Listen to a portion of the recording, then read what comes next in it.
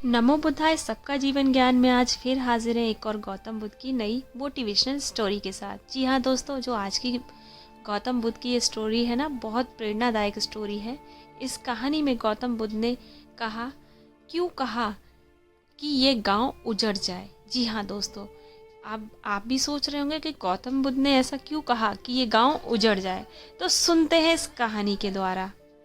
तो आइए दोस्तों, गौतम बुद्ध जी ने एक ऐसी धार्मिक कहानी का आनंद लेते हैं जिसमें आपको पता चलेगा कि बुद्ध जी ने कितने गुर ज्ञानी और धर्म के ज्ञाता थे। कहते हैं जैसे केले के पात पात में पात, वैसे गुड़ व्यक्ति के बात बात में बात। जी हाँ दोस्तों, तो दोस्तों कहानी कुछ इस प्रकार से है। एक बार गौतम बुद्ध अपने अनुयायियों के साथ जा रहे थे। उनका सफर बहुत लंबा था। सुबह से शाम हो चुकी थी। सभी बहुत थक गए थे। उन्होंने सोचा आज एक नजदीक के गांव में आराम कर लेते हैं। उन्हें पास में ही एक गांव दिखा। वे लोग गांव वालों से मिले और उन्हें बताया कि आज रात्रि को वे विश्राम करना चाहते हैं। वहाँ के लोग बहुत अच्छे थे। गांव वालों ने उनका बहुत स्वागत किया। उनके खाने के लिए अच्छे पकवान बनाए। रात में लोग उनके पास आए, उनके अच्छे वचन सुने, उनके विश्राम के लिए अच्छे से अच्छा इंतजाम किया। सुबह जब बुद्ध जी और उनके अनुयायी गांव से जाने लगे तो सभी लोग उनको छोड़ने आए। सभी लोगों ने उनसे आशीर्वाद लिया।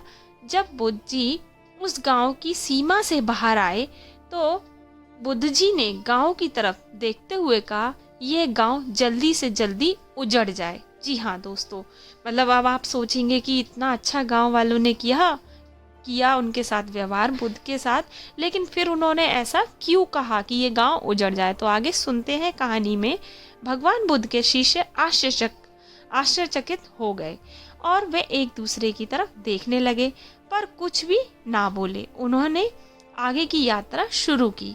कुछ दिन बाद नजदीक के एक गांव में रुकने का विचार किया। भगवान बुद्ध और उनके अनुयायियों ने वहां के लोगों से अपनी इच्छा व्यक्त की। वहां के किसी भी गांव वालों ने उनकी बात पर ध्यान नहीं दिया। किसी ने भी ना तो उनका स्वागत किया और ना ही उनके रुकने के लिए व्यवस्था की। उनको घर का बचा खुचा खाना ही दिया करते। कोई उनसे मिलने नहीं आया। वहाँ सभी एक दूसरे से झगड़ा कर रहे थे। सभी अनुयायी बहुत उदास हो गए।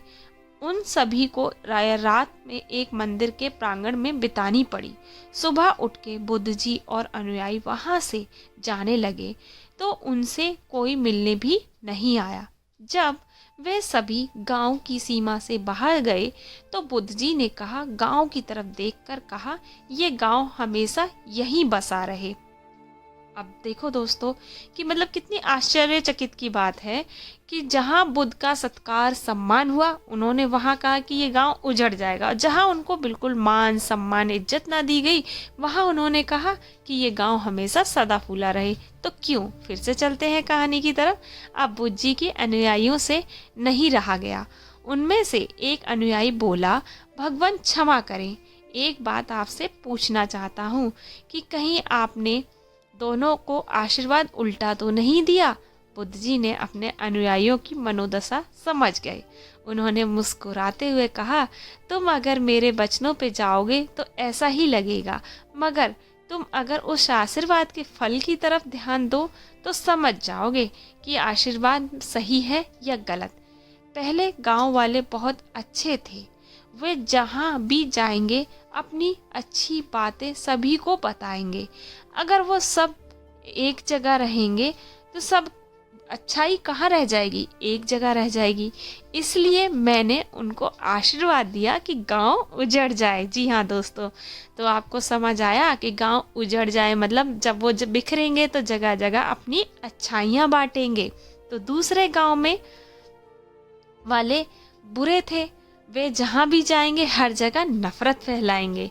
इसलिए उन गांव वालों को यहीं रहना चाहिए। इसलिए मैंने ये आशीर्वाद दिया, तो यहीं बसे रहो। तो अब समझ आया दोस्तों कि हर बार हर बात का मतलब उल्टा नहीं होता। तो मतलब अगर वो बुरे लोग जाएंगे जगह जगह, इसलिए मतलब कहते हैं ना कि बुराई एक ही जगह रहने दो, उसे 10 कानों में ना पड़ने दो और 10 लोगों के बीच में ना पड़ने दे। और अच्छाई जितनी एक अच्छी खुशबू की तरह फैले उसे फैलाना चाहिए। मतलब ये बुद्ध के विचार थे। तो भगवान बुद्ध ने बहुत ही सरल शब्दों में अपने शिष्यों के विचारों की उथल पुथल का समाधान कर दिया।